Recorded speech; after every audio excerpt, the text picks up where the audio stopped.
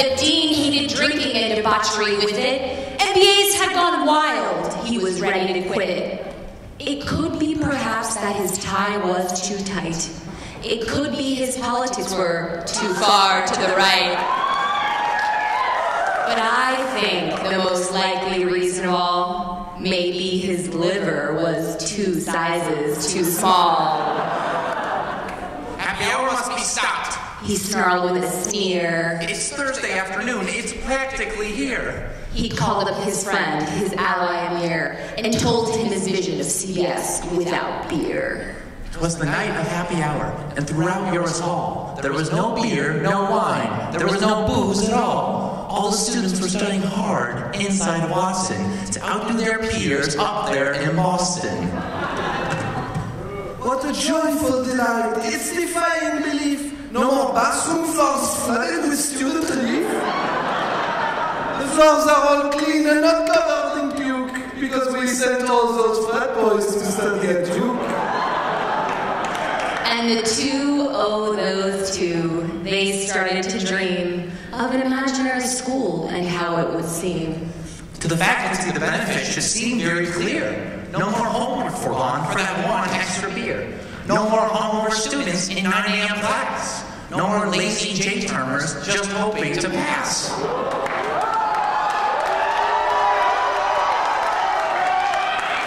I must say, Glenn, your plan here is second to none. You're right, the students have way too much fun.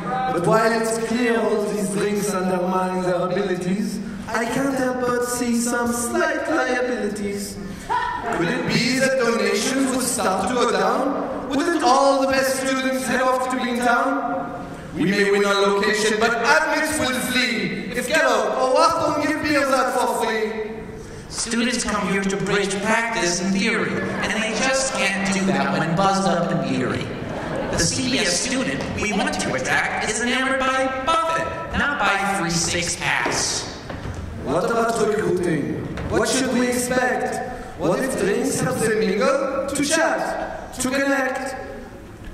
Don't recruiters now love our vigorous youth? Glenn, if they wanted boring, they'd all go to booze. Amir, recruiting must be a classy event. Unfortunate mishaps the ban will prevent. This alcohol thing? Well, that's just the first step.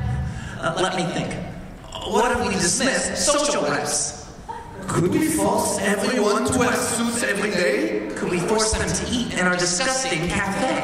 Could we schedule core classes for Saturday morning? Could we give surprise midterms without even a warning? Could it be that we send more students to banking? Could it be CBS goes back up in the rankings?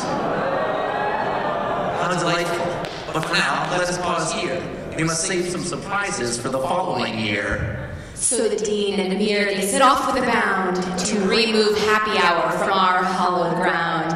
They slithered and slunk with smiles so unpleasant to steal any liquids that could possibly ferment. The beer and the wine, the red and the white. And just to be careful, let's take all the Sprite. Then they ran up the stairs and got off on the 12th, Glenn skipping around like a maniacal elf. And at 5:45, before happy hour, all the students emerged from class feeling sour. Pooh-pooh to the students. The dean, he was humming. They're just finding out now that no happy hour's coming.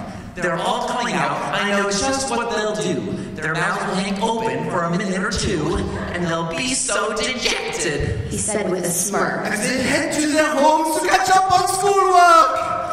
Then suddenly a sound rising up through the floor. It started off quiet, but rose to a roar. They ran downstairs excited to see devastation. But when they arrived, it was a celebration. Every student in school, from the fall to the spring, had gathered in Yoris and begun to sing. They hadn't stopped happy hour. It came, it just came. Somehow or another, it came just the same. And the dean in his office stood wondering why. How could the students have fun if happy hour was dry?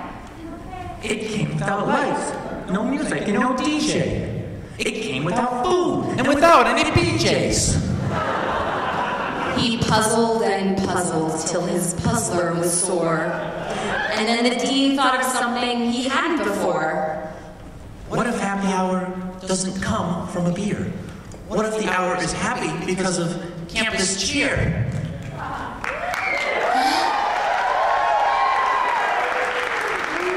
And what happened then? Well, at Columbia they say that Dean Hubbard's liver grew 3 sizes that day. And the meaning of happy hour rang true, and he outdrank 10 clusters, though he started to spew. And now that his belt didn't seem too tight, he streaked round the curl till the morning light. And Dean Ziv stood by with a smile on his face. He returned all the cases to their rightful place. Happy hour was back for whatever the reason. It had returned to Uri's Hall for at least one more season. Wow, that's amazing! What a great story! I'm glad happy hour was returned to its glory. And so our administration had seen the light. Happy hour